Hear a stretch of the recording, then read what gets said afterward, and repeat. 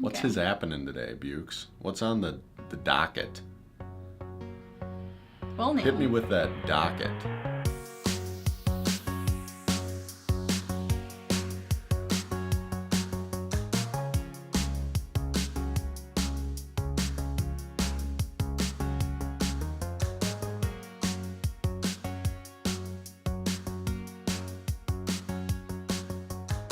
Welcome to Fish on Fridays. Today we're going to be talking about almsgiving. It's the third part of the Lenten trifecta. Prayer, fasting, almsgiving. What is almsgiving, you might be asking? What is an alm? An alm traditionally means to give money to the poor. But we want to expand on that view of almsgiving to mean giving of your time and your talent. And your treasure. And your treasure. Let's focus on two things today when it comes to almsgiving. Why do we almsgive?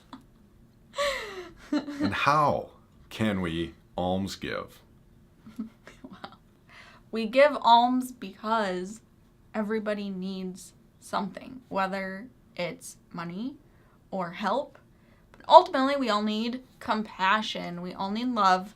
When we give alms, when we are giving of ourselves for another person, that's like the direct message of the gospel is we're loving the people that we're giving to. We're sharing of ourselves and the things we have, or the talents we have, or the money we have, ultimately the love we have with those around us. When we give, we shouldn't expect anything in return, but we can still at the same time know that what we are going to be receiving in return is at least the peace and satisfaction of knowing that we're doing God's will by sharing Him with others. How do we give alms? Easy. Or not so easy. Like Neal It's said, not so easy anymore. It's not so easy anymore because we live in a culture that's very much wrapped in ourselves. We're all about what we have, the things we have, putting our money and our time towards the things that we care about. Me, me, me, me. Me, me, me, me. Me, me, me, me. But obviously what the gospel calls us to, what Jesus calls us to, is to give of ourselves for others, to will the good of the other. That's what love is. St. Thomas Aquinas, I'm so intellectual. So it's a good idea for us now, Hannah, I'm asking you, how can we give alms? your hand What is like so close to my face. Can we do? What can we do? Treat people with kindness. And that sounds simple, but it's not always. Be kind to people. That's probably the greatest part of almsgiving that you could ever do, is just to treat people with love and kindness and forgiveness. If someone does something mean to you, forgive them. Another way is to give time and attention to people. People that are important to you, you give them time and attention. So maybe you go visit your grandparents this Lent, or maybe you sit down with someone who maybe you don't know them very well and you just get to know them. You can also give of your time through service. You can start to look at your confirmation service hours as not the, why do I have to go do this? And more of the, wow, I get to go serve people. I get to go help people who need help. And usually service is really fun. In the end, it's like, wow, I just had a lot of fun doing that volunteer thing. Because you're in interaction with people, and most people are kind of fun to hang out with. Another way is kind of that traditional almsgiving is to give money.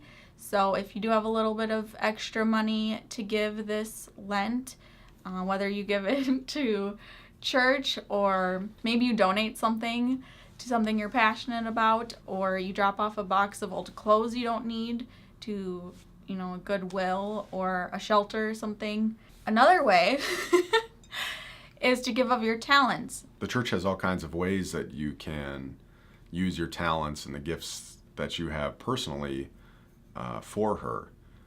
Great example is this last weekend, a bunch of the kids from our youth group sang at Mass, and we're part of our little youth jam choir thing for Mass.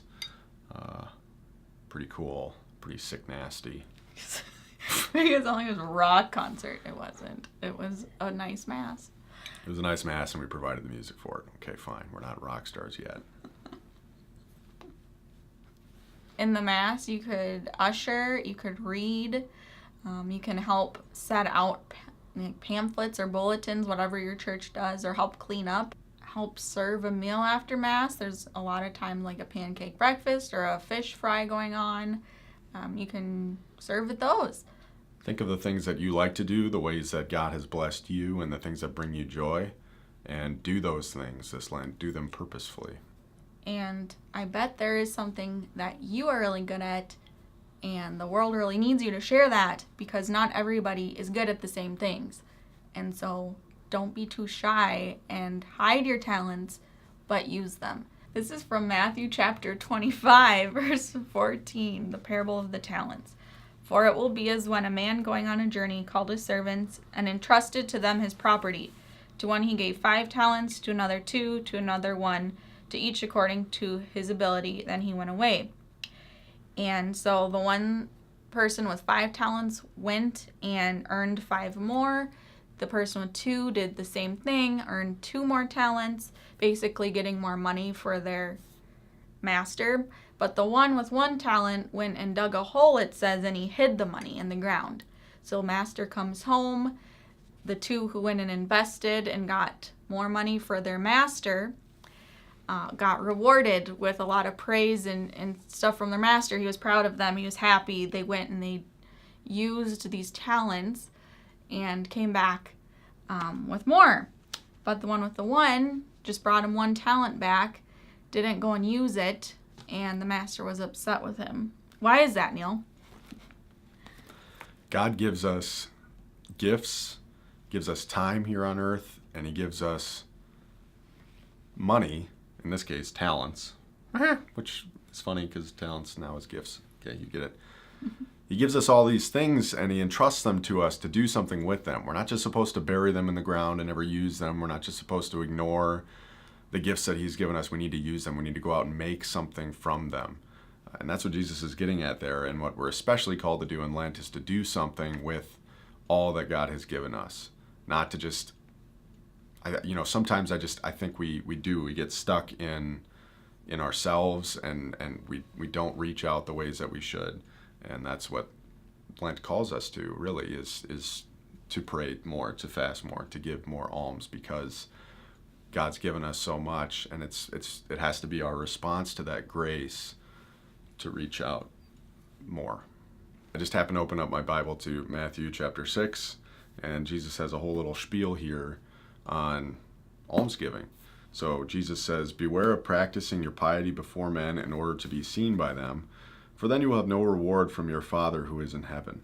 Thus, when you give alms, sound no trumpet before you, as the hypocrites do in the synagogues and in the streets, that they may be praised by men. Truly I say to you, they have their reward. But when you give alms, do not let your left hand know what your right hand is doing, so that your alms may be in secret, and your Father who sees in secret will reward you." So if you're giving $1,000, don't go showing that off and being like, I just gave $1,000.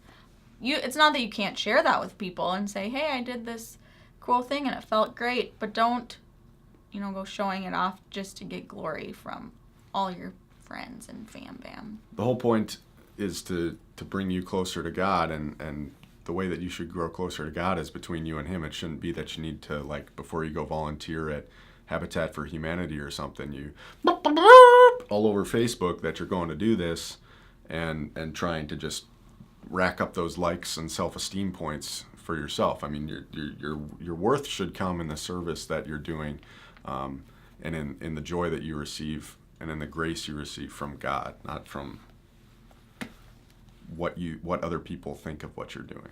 It's not to say you can't, like I said, share that story with people, but it's what is your reason for sharing that story, if you're called to share the story. Sometimes you just pay it forward, and then that's it. It's also really important to approach almsgiving not out of a sense of obligation, because I think that's what we get trapped into sometimes. Like in Lent, we're called to pray more and to fast more and to give alms more, and we just sort of feel like it's what we have to do. And we do have to do it, but it's all about that attitude of how you're approaching it. Are you approaching it as this obligation that's like miserable and this terrible thing that you have to do?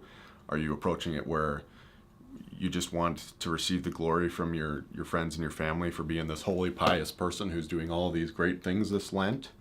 Or are you just honestly, genuinely seeking to grow closer to God from all of it? And that should be the route that we're going, to always be seeking to grow closer to God in the spiritual things that we're doing. So this Lent, almsgiving is giving generously through time, talent, and treasure. Triple T, baby! And that should help build a good habit for the rest of the year and to live lives full of generosity. Booyah. Go give some alms. Right meow.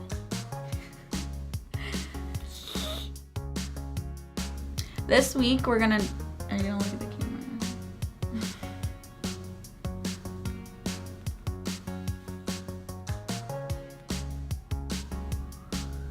That look cool.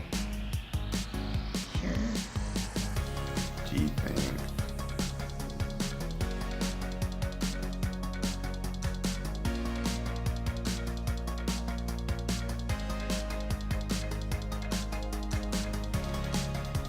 Oh, it's just sitting here like this for 2 minutes.